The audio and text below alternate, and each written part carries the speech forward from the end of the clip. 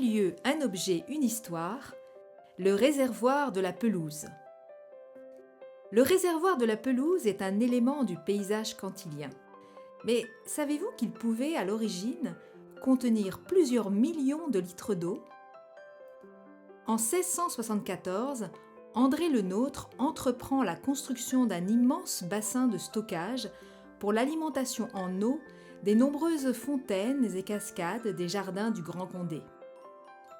Situé sur le point le plus élevé de Chantilly, il est alimenté en continu par la machine de Manse. Sa situation en hauteur fournit la puissance hydraulique nécessaire à l'élévation des jets des bassins situés plus bas dans les jardins.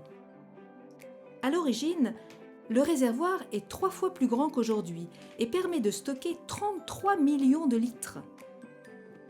D'une surface de près de 2 hectares, il a nécessité 4 ans de travail. 15 000 tonnes d'argile sont utilisées pour assurer son étanchéité. Un travail titanesque.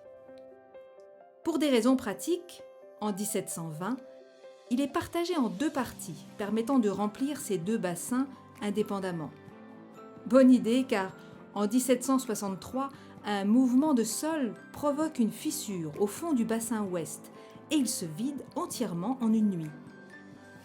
En mauvais état, il n'est pas réparé. Il est abandonné, puis démoli en 1769. On décide alors de séparer en 2 le bassin restant.